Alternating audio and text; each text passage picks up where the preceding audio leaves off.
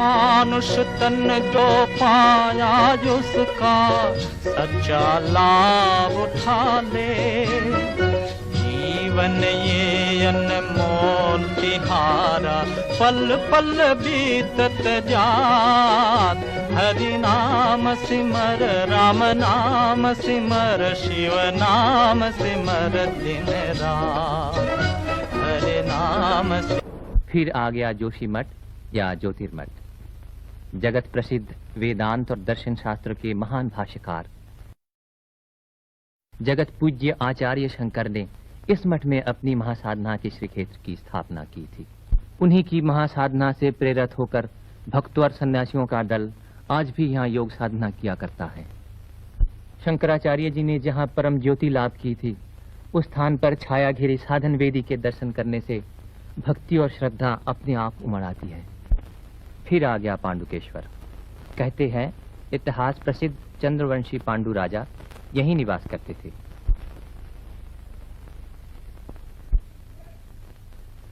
पांडुकेश्वर के नीचे ही बह चली है अलकनंदा। पुल पर से गुजरकर पहाड़ के बाद पहाड़ और कितने ही मुश्किल चढ़ाइयां चढ़ने के बाद लोकपाल के विशाल पर्वत की चोटी दिखाई देती है। सर पर सफेद मुकुट सा पहने हुए यह लोकपाल पर्वत की चोटी बर्फ से हमेशा ढकी रहती है। बीच की भूमि पर हेमकुंड नाम का एक बहुत बड़ा सरोवर है। सरोवर के चारों ओर उजली चमकीली बर्फीली पर्वत श्रेणियां विराजमान हैं। मनुष्य का रहना सहना यहाँ संभव नहीं। कहते हैं सिखों के दशम गुरु गुरु गोविंद सिंह जी ने इस जनहीन स्थान पर किसी समय एकांत साधना की थी। उनकी उस महान साधना के स्थान पर आज एक सिख गुरुद्वारा दिखाई देता है।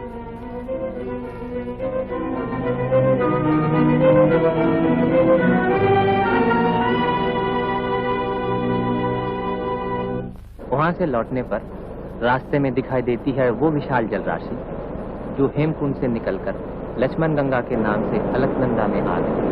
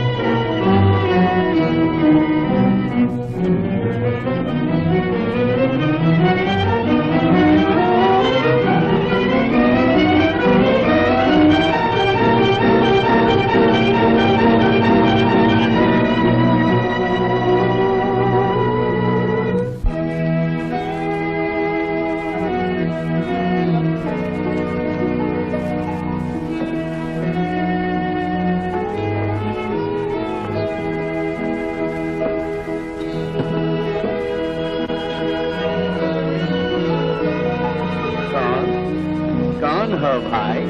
मुसाफिर। मुसाफिर? बैठे क्यों हो भाई? बीमार हो? नहीं जी, चल नहीं सकता। चल नहीं सकते?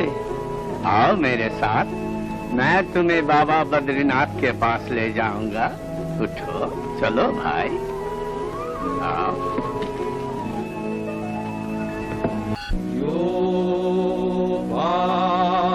पुष्पं वेद पुष्पवान् प्रजावान् पशुमान् भवति चन्द्रमा वायपां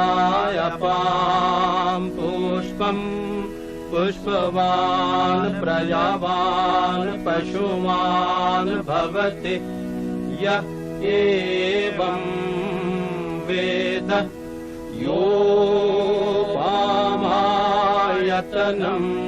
वेद आयतनवान् भवति जम्बूद्वीपे भरतखंडे भरतखंडे आर्यवर्ते आदिवर्ते देशांतर्गते देशांतर्गते अमुक अपना अपना नाम लीजिए। बामनी दाई। गोपाल मोती। हम के मन ने मुझे स्थिर न रहने दिया। जिस मंजिल पर पहुंचकर दूसरों की यात्रा खत्म होती है, वहीं से मेरी यात्रा फिर शुरू हुई। मुझे जाना है उसी राह पर जिसे महाप्रस्थान की राह कहते हैं। बर्फ से ढके हुए रास्ते से मैं आगे बढ़ चला। नीचे बहा चला जा रहा है पिघली हुई बर्फ का प्रवाह।